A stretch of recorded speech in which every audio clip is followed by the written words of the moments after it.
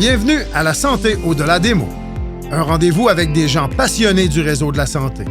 Jean-Pierre Gagné, lui-même médecin, vous fera partager sa passion pour le domaine et vous fera découvrir une foule d'invités et d'acteurs clés du réseau. Voici votre animateur, le docteur Jean-Pierre Gagné. Bonne écoute.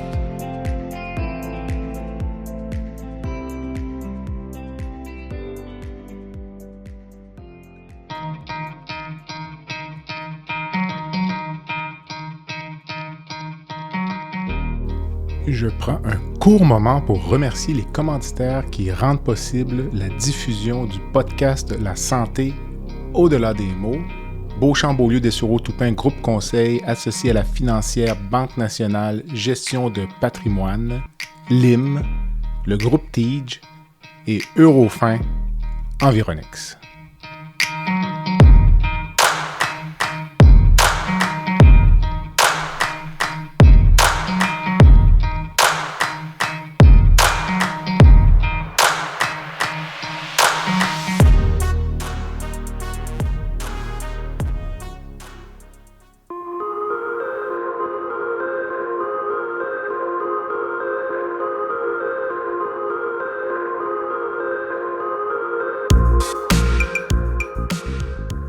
Bienvenue à cet épisode du balado La Santé au-delà des mots.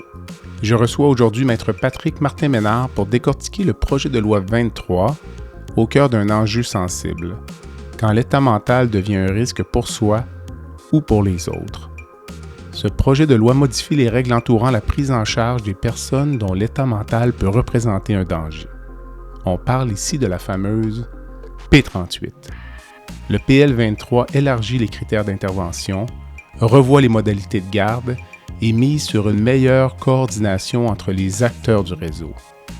Il introduit aussi les directives psychiatriques anticipées, renforce l'encadrement des droits des patients et confie au Tribunal administratif du Québec un rôle central.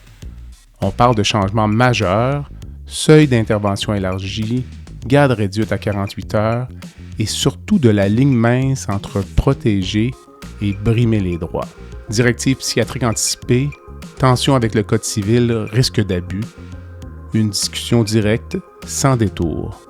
Droit, médecine, éthique, un épisode qui vous fera réfléchir. Bonne écoute.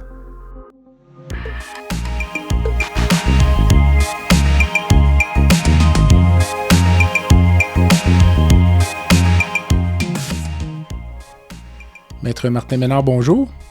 Bonjour. Ça va bien? Ça va bien, vous? Oui, ça va bien. Merci d'avoir accepté l'invitation au balado La Santé au-delà des mots pour discuter d'un sujet qui fait peut-être moins l'actualité parce qu'il y a tellement de choses dans l'actualité, mais ça me semblait un sujet important. C'est un sujet que j'avais déjà traité là, au balado. Là. J'avais reçu M. Plouffe, qui est indirectement un de vos clients, là, compte tenu qu'il était avec un groupe de Montréal. Il y avait une action collective là, pour la protection des personnes souffrant de troubles mentaux, là, puis la P38, puis tout ça, c'est pas nécessairement le but de l'entrevue. Les gens pourront aller écouter le podcast s'ils veulent, mais je voulais discuter du projet de loi 23 qui vient modifier la fameuse P38. Là, dans le réseau, les gens parlent tout le temps de la P38, puis là, il y avait un certain désir de la part d'une certaine section peut-être de la population, du corps politique, pour modifier cette loi. C'est pour cela qu'on est ici aujourd'hui. Donc, longue introduction pour vous remercier de votre présence et de votre expertise. Bien, merci, puis merci de traiter de ce sujet extrêmement important. Qui était important, puis qui est important pour votre père aussi, je pense. C'est toujours fait un devoir de défendre cette clientèle. Puis souvent, on parle de dangerosité des personnes, puis votre père utilisait le terme dérangeosité, si je ne m'abuse, pour... Oui. Donc, on aura peut-être l'occasion d'y revenir. Donc, on va parler du PL23 qui voudrait modifier la P38. Donc, peut-être commencer par, en quelques mots, pour nos auditeurs, qu'est-ce que la P38, puis qu'est-ce que le PL23 vient faire? Pourquoi PL23 maintenant à ce stade où... OK, donc la P38, là, ou le nom au long étant la loi sur la protection des personnes dont l'état mental présente un danger pour elles-mêmes ou pour autrui. C'est la loi, c'est une mesure d'exception qui permet de mettre sous garde dans l'établissement, donc d'hospitaliser contre son gré une personne dont l'état mental présente un danger pour elle-même ou pour autrui. Puis on parle vraiment d'hospitaliser la personne et non pas de la traiter contre son gré. C'est un arrêt d'agir qu'on peut imposer à une personne là, dans des situations d'exception où l'état mental de la personne présente un danger. Et il y a différents types, différents niveaux de garde en établissement actuellement. Donc, il y a la garde préventive qui peut être faite sans autorisation du tribunal, dès lors qu'un médecin a des motifs raisonnables de croire que l'état mental de la personne présente pour elle un danger grave et immédiat.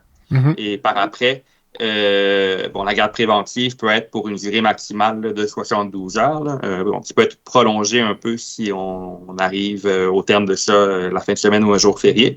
Mais si on veut garder la personne plus que 72 heures, ça prend l'autorisation du tribunal. Et le tribunal, à ce moment-là, peut autoriser ce qu'on appelle une garde provisoire. C'est le deuxième niveau de garde en établissement, où essentiellement, le tribunal peut imposer à la personne 2 examens psychiatriques qui doivent se faire là, sur une durée additionnelle essentiellement de 5 jours. Et par après, si les 2 rapports d'évaluation psychiatrique qui sont faits sur la personne concluent que son état mental présente un danger pour elle-même ou pour autrui, à ce moment-là, l'hôpital peut retourner devant le tribunal et cette fois-ci obtenir une autorisation de garde en établissement qui, elle, peut être pour la durée maximale que le tribunal va imposer. Généralement, on parle de 21 jours ou de 30 jours. C'est vraiment une durée maximale. Là, dès que l'état mental de la personne ne présente plus un danger justifiant la garde en établissement, la garde doit être levée.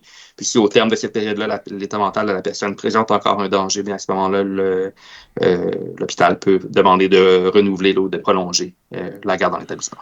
Est-ce que ces périodes-là de 30 jours sont renouvelables ou quand vous dites qu'on retourne devant le tribunal, on peut redemander, c'est de 30 jours en 30 jours ou on pourrait aller à 3 mois, 6 mois ou plus là? En théorie, on peut aller plus longtemps. Par contre, les tribunaux sont plus réticents d'imposer des durées plus longues. Puis depuis 2018, là, il y a de plus en plus de demandes de garde provisoire. Donc, même des fois, au terme d'un 30 jours, l'hôpital va redemander l'autorisation de refaire 2 nouvelles évaluations psychiatriques qui vont après ça être déposées au soutien d'une demande de garde pour un 30 jours additionnel. Donc, c'est ça. Mais l'idée étant ici qu'on est vraiment dans un régime d'exception. Donc, oui, on porte atteinte là, aux droits fondamentaux des personnes qui sont placées sous garde. Là, on restreint fortement leur droit à la liberté. Donc, ça doit recevoir un encadrement et une équité procédurale très strictes et qui doivent être respectées vraiment à la lettre. Okay? C'est un petit peu ça l'idée derrière ça. Donc, on porte atteinte aux droits fondamentaux des personnes, mais en leur donnant quand même des garanties procédurales importantes. Et c'est là, encore une fois, sans rentrer dans les détails de l'entrevue que j'avais faite avec M. Plouffe, mais je crois que c'est là que vous étiez intervenu, compte tenu du non-respect des balises de la P38, oui, où les patients étaient gardés plus longtemps de façon systématique, ou régulière, disons. Oui, enfin, c'est ça. C'est que notre cabinet s'est longtemps spécialisé vraiment dans la représentation des personnes qui étaient visées par des mesures P38, entre autres, là, aussi par des demandes d'autorisation judiciaire de soins ou autres. Et ce qu'on constatait dans l'ensemble de ces procédures-là, c'est que les droits de ces personnes-là étaient très souvent bafoués. Pour ne pas dire systématiquement bafoué là, à certains niveaux. Je dirais notamment là, pour le fait que souvent la durée maximale de garde préventive que la loi prévoit de façon bien stricte à 72 heures était dépassée. Souvent, on soumettait ces gens-là à des évaluations psychiatriques sans consentement et très souvent aussi, même ces gens-là n'étaient pas du tout informés de leurs droits lorsqu'ils étaient amenés à l'hôpital contre leur gré, donc étaient vraiment en fait à la merci de l'hôpital ou de ce que les intervenants pouvaient tenter de leur imposer. Par exemple, on pouvait laisser entendre à une personne qu'elle ne pourrait pas sortir de l'hôpital à moins qu'elle accepte de prendre la médication.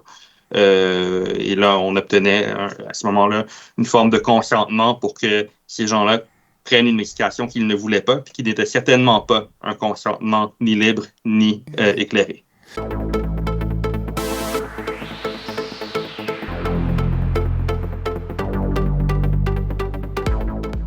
L'IM Santé est fier de lancer Emilia, la toute première application qui permet aux patients de se concentrer pleinement sur leur échange avec leurs professionnels de la santé, tout en générant automatiquement des notes claires, faciles à consulter, à traduire et à partager avec un proche ou un autre professionnel. Alors que les solutions de scribe IA apparues dans le secteur de la santé visaient jusqu'ici à faciliter la prise de notes des médecins, Emilia se distingue en s'adressant exclusivement aux patients. Elle marque ainsi une étape décisive en matière d'innovation en santé au Québec et au-delà.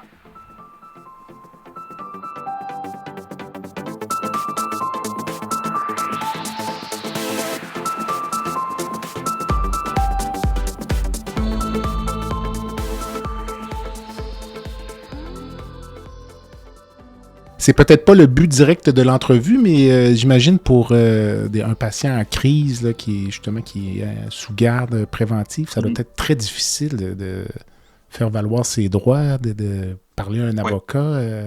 Les gens connaissent déjà peu leurs droits, puis en plus sont dans la pire situation que l'on peut imaginer. Donc, Tout à fait, tout à fait. Donc, évidemment, quelqu'un qui est en crise, qui a un état mental altéré, c'est très difficile pour cette personne-là, d'abord, de communiquer avec un avocat, de le faire sur une unité psychiatrique avec un seul téléphone et surtout de le faire à aussi courte échéance parce que généralement, la personne qui est en sous garde, entre le moment où elle arrive à l'hôpital et le moment où on passe au tribunal, c'est une question de quelques jours. Souvent, la personne va recevoir la signification de la procédure, des fois la veille, des fois la journée même où elle passe en cours. Alors, dans une situation comme ça, le droit au libre choix de l'avocat, il est à toute fin pratique inexistant.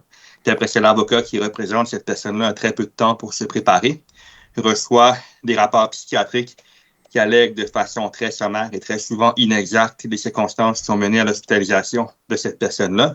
De l'autre côté, l'hôpital a le loisir de monter un dossier puis une preuve quand même plus étoffée. Donc, souvent, il y a certains hôpitaux qui vont arriver à la cour avec des extraits de notes infirmières, de notes médicales qui sont accablantes pour le patient, qui démontrent le comportement que le patient a eu à l'hôpital. Puis pour l'avocat qui représente le patient, il n'y a pas moyen d'avoir accès à l'intégralité du dossier. Donc, il y a une disproportion de moyens, il y a une inégalité dans le rapport de force dès le départ. Et c'est ce qui explique que, historiquement, la très grande majorité des demandes de garde en établissement étaient accordées. Nous, on a travaillé à tenter de rétablir un peu ce rapport de force-là, puis de remettre un peu à l'avant les droits fondamentaux des personnes qui sont visées par ce type de procédure-là. C'est ce qui a mené, entre autres, au dossier qu'on a porté en appel en 2018, là, le dossier JM, qui a donné lieu à un arrêt de principe de la Cour d'appel, qui rappelle d'une part, l'importance d'obtenir un consentement avant de soumettre une personne à l'évaluation psychiatrique ou sinon d'obtenir à défaut d'un consentement l'autorisation du tribunal, puis qui rappelle également l'importance du respect des délais en cette matière-là. Puis enfin, surtout, qui rappelle aussi les critères de dangerosité qui doivent être évalués par les tribunaux pour autoriser une garde en établissement. Alors, Maître Martin Ménard, dans le contexte actuel, avec ce que vous venez de dire, pourquoi le PL 23 maintenant, en 2026? Bon, on entend plusieurs discours publics autour de ça. Je pense que malheureusement, les différents discours qu'on entend mélangent plusieurs choses, n'est-ce pas? Parce que d'une part, il y a certains cas de crimes violents commis par des personnes qui ont été par le passé psychiatrisées ou qui ont été trouvées non criminellement responsables. Bon, ça, c'est une question qui touche la non-responsabilité criminelle, l'exposition du code criminel, la commission d'examen des troubles mentaux. Ça n'a rien à voir directement avec P38. D'autre part, on parle de traiter plus facilement des gens contre leur gré, de les soumettre à des traitements. Ça non plus, ça n'a aucun rapport avec la loi P38 que je viens de mentionner, même si le projet de loi 23 traite de ça également. Donc, je pense qu'il y a cette confusion-là qui existe à tout le moins à la base dans l'opinion publique. Maintenant, ce que le projet de loi 23 vient faire, à tout le moins ce qu'il prétend faire, c'est moderniser. Puis je vais dire moderniser entre grosses guillemets, là, parce que pour moi, c'est pas une modernisation, c'est un retour en arrière. Là, mais OK, quand même. une modernisation, donc, de la loi P38. Bon, on prétend, là, entre autres, que ça va faciliter l'encadrement et l'accompagnement des personnes qui sont directement visées par ces mesures-là.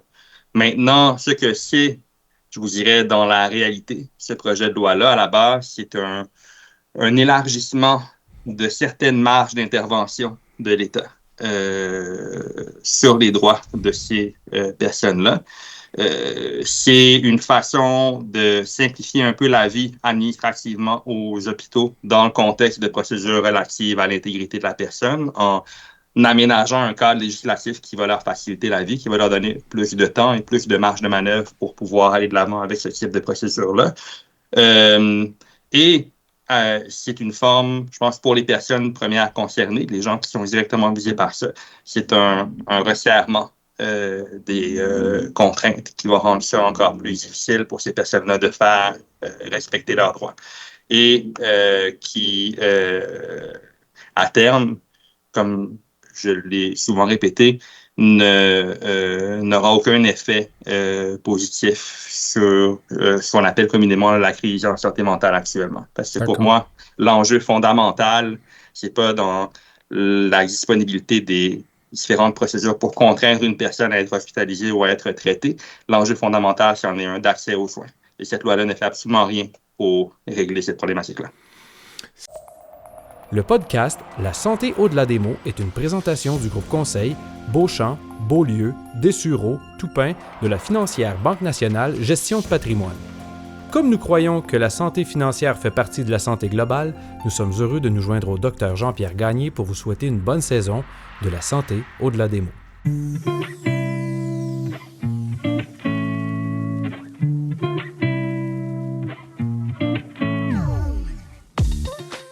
Fer et Velours est une entreprise de Québec spécialisée dans la location de mobilier vintage et création d'ambiance. Nous vous proposons une offre de service à la carte et selon vos besoins. De la simple location à la gestion événementielle complète. Chez Fer et Velours, notre slogan est de faire différent avec élégance. Visitez notre site web au www.fervelours.com. Au plaisir de vous rencontrer.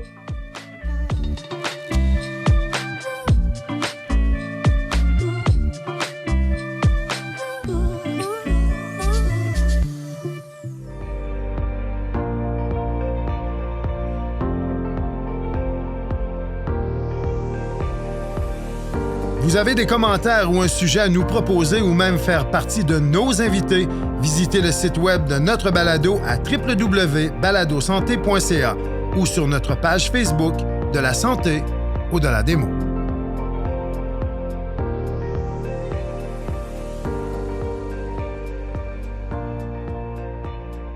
Vous parliez de l'opinion publique, là, ce qui souvent frappait l'imaginaire, effectivement, ce sont des homicides commis par des gens qui avaient des troubles actifs ou passés en santé mentale. Puis là, les gens prétendaient que c'était difficile d'avoir une garde ou ils l'avaient pas eu en temps opportun. Mm-hmm. Puis c'est pour ça qu'un des éléments clés de la loi, c'était d'enlever le concept de grave et immédiat, là, si vous me corrigerez. Là. Puis, donc, comme vous le dites très bien, ça élargit je vous dirais, le potentiel panier de personnes qui pourraient être mises sous garde, de mon point de vue profane. Là, oui, mais c'est ça. C'est la compréhension que les gens ont de ce projet de loi-là. Mais je pense qu'il faut distinguer deux choses. Il faut distinguer la garde préventive, qui actuellement est assujettie à la notion de danger grave ou immédiat. La garde préventive, c'est ce qui permet à un psychiatre d'amener une personne à l'hôpital ou de garder, une personne à l'hôpital contre son gré. Pour une durée maximale là, de 72 heures. Bon, mais c'est donc dans ce cadre-là, maintenant, garde préventive, garde temporaire, là, selon la nouvelle appellation de la loi. Bon, mais là, de un, on vient retirer la notion de grave et immédiat qui est rattachée à ça. Okay? Donc, si on parle simplement à ce moment-là de l'existence d'un danger, là, puis de différents critères qui sont prévus par la loi. Et de deux, on élargit un petit peu le délai. En fait, on dit maintenant, il va y avoir une première évaluation psychiatrique qui peut être faite sans autorisation de la Cour au maximum 48 heures après l'arrivée de la personne à l'hôpital et une deuxième au maximum 72 heures à l'arrivée de la personne à l'hôpital. Puis par après, mais on peut garder la personne jusqu'à 96 heures. Donc, on rajoute une journée de garde préventive. Bon, ça va. Maintenant, par après, les critères pour maintenir une personne sous garde demeurent les mêmes. La loi ne vient pas changer d'une quelconque façon la grille d'analyse qu'un tribunal va devoir utiliser pour garder une personne, pour déterminer si une personne doit être gardée à l'hôpital. Ça, c'est que l'état mental présente un danger pour la personne ou pour autrui. Les critères qui sont bien élaborés aussi là, dans la jurisprudence, notamment dans l'arrêt de la Cour d'appel St. Mary's. Donc, essentiellement, cet élargissement des critères-là va peut-être venir conforter certains intervenants de se dire maintenant, ils n'auront peut-être plus à s'interroger est-ce que le danger est grave ou immédiat ou non. Mais je pense que c'est ça. Donc, à la base, là, on est vraiment limité à ça. C'est une loi qui vise, ou la PL 23 vise probablement plus à protéger autrui qu'à protéger le patient? Oui, je pense effectivement, puis dans l'imaginaire des gens, c'est ça, hein? Effectivement, c'est ça. Je pense que c'est... Puis quand je disais tantôt qu'on on confond souvent les choses à ce niveau-là. C'est un petit peu ça que je veux dire aussi. Mm-hmm. Donc, essentiellement, les gens vont voir un cas choquant d'un crime violent qui a été commis par une personne qui, par le passé, a été trouvée non criminellement responsable ou a déjà été sous garde dans l'établissement, puis ils vont faire une association qui est rattachée à ça. Je pense que ça, si vous regardez n'importe quelle juridiction dans le monde, la criminalité violente existe, la criminalité violente de gens qui n'ont aucune problématique de santé mentale, ou qui ont des troubles de personnalité ou qui ont des problématiques de santé mentale existe aussi. On n'arrivera jamais à ce niveau-là, au risque zéro. Puis je ne crois pas que cette nouvelle loi-là, qui élargit le cadre d'intervention, va faire quoi que ce soit à ce niveau-là, parce que à défaut de partir de la prémisse qu'on devrait revenir à une époque où on institutionnalisait, on internait en masse les gens qui avaient des problématiques de santé mentale, les gens qui sont sous garde dans l'établissement vont éventuellement sortir de l'hôpital, vont pouvoir le faire selon le même cadre que ce qu'ils pouvaient faire auparavant, mais vont avoir été assujettis peut-être plus facilement et plus rapidement à des règles de contrainte. Puis ça, je pense qu'à terme, en fait, quand on regarde les effets de cette approche-là, ça, je pense que ça fait assez consensus au niveau médical, le fait de traiter des patients psychiatriques par la contrainte n'est aucunement, en fait, un effet absolument catastrophique sur l'ouverture de ces gens-là après ça à obtenir les soins qu'ils souhaitent obtenir ou qu'ils auraient besoin d'obtenir là, dans le contexte de leur suivi psychiatrique. Donc, ces gens-là sont plus à même, effectivement, de fermer la porte Tout à fait. À un suivi. En fait, M. Plouffe m'avait même fait remarquer ou réaliser que pour beaucoup de ces patients-là, le fait d'être hospitalisé signifie parfois des contraintes au niveau de l'usage du tabac, marijuana ou autre, ce qui augmente le niveau d'anxiété ou peut-être accentue certains problèmes au niveau du comportement. Donc, l'effet délétère, si on veut, d'être retenu à l'hôpital contre son gré, au-delà de l'aspect purement préventif. Ben, c'est ça. Donc, effectivement, l'idée, c'est que des interventions fondées sur la contrainte doivent être exceptionnelles, doivent être l'exception et être limitées au cas où c'est absolument nécessaire pour remplir la fin qui est prévue par la loi, à savoir essentiellement lorsque l'état mental de ces gens-là présente un danger suffisamment nécessaire suffisamment élevé pour rendre la garde nécessaire. Mais c'est clair, puis moi, je parle en connaissance de cause pour les clients que je représente. Sans exception, le fait d'avoir été soumis à une forme de contrainte de la part du système de santé, que ce soit une hospitalisation contre le gré ou un traitement contre le gré, mais pour ces gens-là, ça représente un vécu véritablement traumatique, dont ils conservent des séquelles parfois des années plus tard. Donc, c'est extrêmement contre-positif. Puis l'idée de dire que dorénavant, comme j'en avais une espèce de tendance que de penser que finalement, ça doit devenir la principale ou la première façon à laquelle on va opérer, c'est par la contrainte. C'est une prémisse qui est tout à fait erronée et qui ne touche pas du tout le problème de base, qui est un problème d'accès aux ressources et de disponibilité des ressources. Il y a un autre item de ce projet de loi qui m'a fait sourciller. Là. Je veux absolument vous entendre sur les directives psychiatriques anticipées. Oui. Oui. J'essaie de voir même l'applicabilité de cette chose-là, puis loin d'être un expert, mais il me semble que ça vient en contravention de certains articles du Code civil. Je sais pas, j'essaie de voir comment ils vont arrimer tout cela pour rendre ça fonctionnel, puis encore une fois, respecter les droits de la personne. Donc. Je pense que c'est la prémisse à la base de ça peut sembler louable, attirante, peut sembler louable, peut-être même positive, parce qu'on se dit en théorie, on prend en compte les volontés de la personne.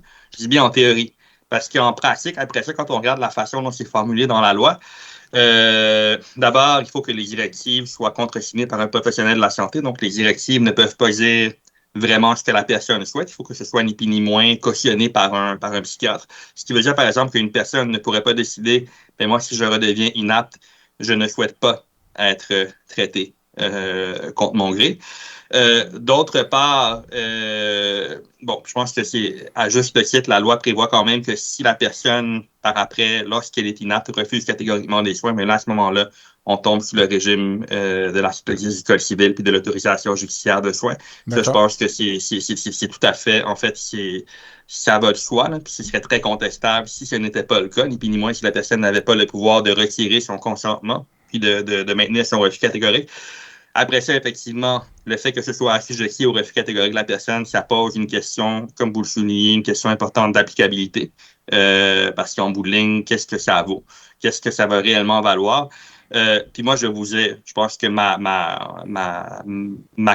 ma lecture de cette disposition-là est bien claire. Là. C'est qu'on va, lorsqu'une personne va être sous garde à l'hôpital, on va tenter de marchander sa liberté en retour du fait qu'elle signe une directive psychiatrique anticipée qui va permettre à l'hôpital, au psychiatre de la ramener à l'hôpital sans autorisation criminelle puis sans son consentement, si jamais elle redevenait inapte. Et là, la personne, dans le contexte où elle va souhaiter quitter l'hôpital, va signer cette directive psychiatrique anticipée-là pour pouvoir quitter l'hôpital, ce qui ne représente aucunement un consentement ni libre ni éclairé. Mais moi, je vois déjà cette pratique-là. Je peux vous dire, c'est presque écrit dans le ciel que cette pratique-là va se développer à partir de cet outil-là. Et le cas échéant, ça va être quelque chose qui va être très fortement contestable parce qu'on va forcer les gens à consentir à quelque chose dans un contexte où ils vont être soumis à une contrainte de la part de l'hôpital, exactement comme parfois on tente de marchander la prise de médication en retour d'une levée de la garde dans l'établissement dans le régime actuel. Donc, c'est problématique à plusieurs niveaux. Tout à fait. Mais même dans le contexte de cette clientèle-là, donc le patient qui sera à l'hôpital, même la notion de refus catégorique, comment peut-on évaluer ça chez un patient en crise psychotique qui est agité? En fait, il n'y a pas de question à se poser à ce niveau-là, dans le sens que dès lors qu'une personne manifeste un refus catégorique, à ce moment-là, il faut un refus catégorique, par exemple, à recevoir un traitement. Que cette personne-là soit apte ou inapte, la seule façon de passer outre le refus catégorique de la personne, c'est de s'adresser au tribunal à ce moment-là. Ça, je vous dirais, c'est ce principe-là qui est bien ancré dans le Code civil, qui est rattaché aussi au droit fondamental à l'intégrité de la personne. Ce principe-là demeure avec raison. Non, mais mon interrogation était sur comment évaluer le caractère catégorique d'un refus pour cette clientèle par rapport à des patients qui sont calmes. Nous, parfois, on a des patients, je vous dirais, inaptes, mais calmes. On peut quand même un peu amorcer une discussion, là, puis on réalise rapidement que le patient ne comprend pas tout, mais on peut quand même comprendre qu'il refuse. Mais là, un patient en crise qui est maintenu par 4 personnes, effectivement. On va donner déjà un sédatif pour le calmer. On a déjà donné un premier traitement contre son gré. j'imagine que c'est pas évident de cet aspect catégorique du refus, là. Ben, c'est sûr. Si pour un patient qui est en crise, effectivement, là, souvent, il y a la notion selon laquelle c'est ça, la notion d'urgence qui est utilisée pour passer outre le consentement de cette personne-là. Maintenant, je vous dirais aussi, c'est quelque chose qu'on observe beaucoup, surtout en psychiatrie, c'est que on a beaucoup plus tendance à s'interroger sur l'aptitude d'un patient qui ne collabore pas au traitement, un patient qui refuse. À ce moment-là, on va se questionner à savoir est-ce qu'il est apte à consentir ou refuser ou pas. On a beaucoup plus tendance à faire ça qu'à questionner un patient qui collabore. Un patient qui collabore pleinement au traitement, même s'il ne comprend pas vraiment ce à quoi il consent. On a tendance à pas trop s'enfarger dans les fleurs du tapis puis à dire essentiellement, bon, mais ce patient-là doit être apte parce que de toute façon, il collabore. Alors, c'est le mythe de l'inapte non compliant là, ou de l'apte compliant, là, selon la façon dont on le voit. Et pourtant, la Cour d'appel est claire dans la REGIM dont je parlais tantôt notamment, là, que en cas de doute sur l'aptitude d'une personne à consentir aux soins, on doit se questionner de façon claire, proactive à ce niveau-là et respecter les règles de consentement substitué. Si par exemple une personne est inapte à consentir à un soin, même si elle collabore à ce soin-là, on doit aller obtenir un consentement substitué. Et si on a un refus de la personne qui doit donner le consentement substitué, on doit s'adresser à la Cour. Tout à fait, tout à fait. Mais je vous dirais que ce n'est pas juste en psychiatrie, là, mais moi qui fais de la chirurgie aussi, hein, c'est facile de tomber dans le piège aussi, là. Effectivement. Mais il y a souvent le consentement substitué qui s'établit assez rapidement. Là. Si on voit un patient âgé, la famille est là, il y a comme... je ne dirais pas qu'on rentre tout le temps dans le processus d'expliquer là, le concept du consentement, mais c'est un piège dans lequel il ne faut pas tomber. Donc, mais si je vous entends, vous, globalement, donc ce PL23-là, c'est un recul. Si on résumait là, en un mot.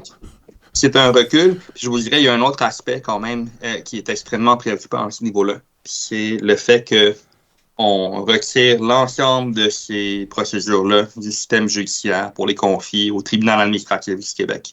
Donc, on vient créer de toute pièce une nouvelle sous-section du tribunal administratif du Québec là, qui va s'appeler la section de l'intégrité de la personne. Qui va être chargé d'entendre des milliers, voire des dizaines de milliers de requêtes à chaque année, qui vont le faire dans un cadre, on s'entend, qui va être beaucoup plus peut-être convenable pour les hôpitaux, hein, parce que les hôpitaux n'auront plus à déplacer les patients à la cour pour qu'ils soient entendus devant un juge de la Cour du Québec ou de la Cour supérieure. Maintenant, ils vont pouvoir rester sur l'unité psychiatrique et procéder par visioconférence, mais on vient complètement, on vient faire, selon moi, baisser l'importance des droits en jeu qui auparavant étaient considérés comme étant suffisamment importants pour que ce soit directement entendu par un juge, donc dans d'un tribunal judiciaire. Maintenant, on les ramène à un tribunal administratif qui va avoir une procédure beaucoup moins, qui va offrir beaucoup moins de garanties à ces personnes-là, qui va davantage, selon moi, faciliter l'apparition de mécanismes un petit peu où certains automatismes là, vont pouvoir être plus facilement mis en place. Donc, quelque chose qui est tout à fait au détriment du patient et tout à fait peut-être de nature à faciliter la vie des hôpitaux, mais qui constitue, selon moi, un recul extrêmement important. Puis en plus, ça va générer un coût énorme de créer cette division-là, de former ces nouveaux juges administratifs-là, bon, de mettre en place ce système-là. Il y a 104 millions là, qui ont été prévus au dernier budget pour la modernisation de P38, alors qu'il y a seulement 60 millions qui ont été prévus là, en accès à des soins psychiatriques ou des soins en santé mentale. Donc, encore une fois, ça vient un petit peu refléter cette notion-là où on va mettre la priorité sur les mécanismes de contrainte plutôt que de mettre de l'avant des mesures qui vont être de nature à faciliter l'accès là, aux soins. Puis ça, c'est extrêmement préoccupant de mon point de vue. Mais c'est pas une tendance un peu dans le système québécois d'essayer de créer des petits tribunaux spécialisés sans connaître en détail pour les victimes d'actes d'agression sexuelle? Puis c'est comme si on voulait un peu compartimenter un peu le système de justice en pensant être plus efficace? Ou... Oui, écoutez, ça, je pense que si on regarde la façon dont notre système de justice a évolué, il y a un historique de très mauvaises bonnes idées qui, en bout de ligne, ont donné lieu à des reculs importants à ce niveau-là. Et moi, je pense que c'est une très, très, très mauvaise idée que de ramener ça devant le tribunal administratif du Québec, qui est déjà en charge en passant. Il y a déjà la commission d'examen des troubles mentaux qui est en charge actuellement là, de faire des révisions annuelles pour les gens qui sont trouvés non criminellement responsables.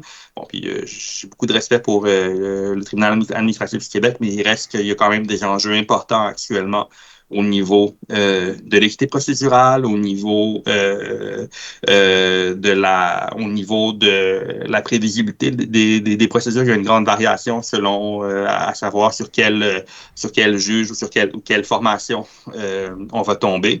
Puis ça, d'ailleurs, la professeure Emmanuelle Bernheim a longuement écrit à ce niveau-là.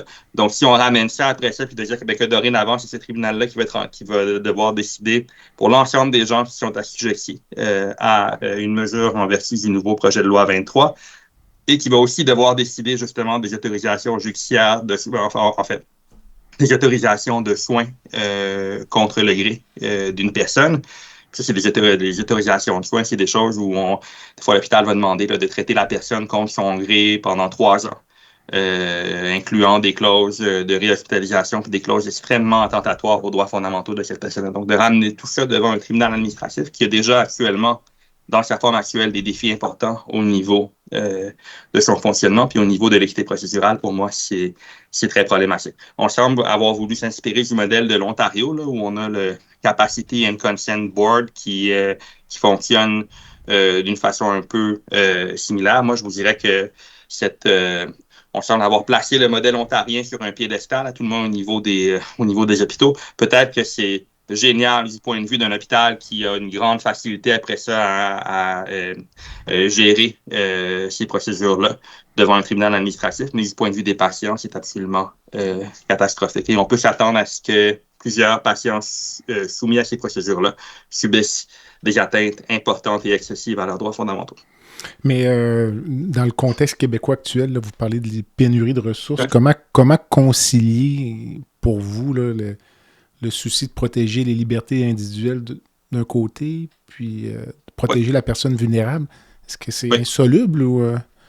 Non, moi, je ne crois pas que c'est insoluble. Moi, je pense que le système actuel offre déjà tous les leviers d'intervention qui sont nécessaires à ce niveau-là.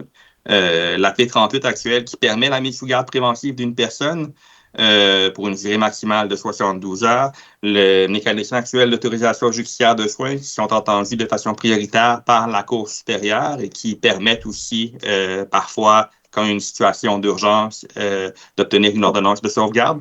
C'est des mécanismes qui sont utilisés par les hôpitaux actuellement et qui conviennent parfaitement. Je pense aux impératifs qui sont nécessaires pour la dangerosité des personnes dont l'état mental présente un danger pour elle-même ou pour autrui, ou pour soigner une personne inapte qui aurait un besoin de soins. Je vous dirais même que je suis très critique de ces procédures-là dans leur forme actuelle, mais ça répond certainement aux préoccupations qui sont énoncées sur la place publique. Donc, il n'y avait absolument aucune nécessité de changer ça, de tenter de réinventer la roue, de créer une nouvelle division du TAC qui va entendre ces procédures-là par visioconférence, de retirer la notion de danger grave et immédiat. Autre parenthèse aussi à ce niveau-là, l'utilisation actuelle de la garde préventive que je constate dans ma pratique, on a un nombre incalculable de situations où on met une personne sous garde préventive, même si le danger qui est allégué n'est certainement pas grave et immédiat. Donc, ça arrive actuellement. Et à ma connaissance, il n'y a jamais personne qui a été blâmé pour avoir mis une personne sous garde préventive parce que le danger allégué n'était pas grave ou immédiat. Donc, je pense que ces procédures-là sont là. Maintenant, ce que la réforme vient faire essentiellement, c'est simplifier la vie des hôpitaux, peut-être d'un point de vue administratif, mais ce n'est pas quelque chose qui va être de nature à changer ou améliorer quoi que ce soit au niveau de la prise en charge de ces personnes-là. Puis parallèlement à ça, comme je l'ai dit, je pense que ce dont on a besoin à la base, c'est d'un réinvestissement massif dans des soins de santé qui vont être respectueux des personnes premières concernées, puis qui vont être disponibles lorsqu'elles vont en faire la demande. Tout à fait. Écoutez, le message est très clair, donc à suivre. On verra la suite et puis la formule ou la mouture finale de ce projet de loi. Donc, merci beaucoup, Maître Martin Ménard. Le balado a une petite forme ludique. Parfois, on atterrit ça un peu tranquillement. Donc, je vous laisse dans un premier temps, là, virtuellement, si vous pouviez changer une chose dans le réseau de santé aujourd'hui, ça va peut-être aller chercher certains des items dont on a discuté aujourd'hui ou ça peut être tout autre chose. Je vais peut-être être très spécifique là, parce que je suis pas très loin là, de ça, mais moi, si j'avais une baguette magique, je pense que je remettrais à neuf l'hôpital Maisonneuve-Rosemont. Ah, ok, tu as un très bon choix. Je pense devant chaque jour et c'est une réflexion que j'ai à chaque jour.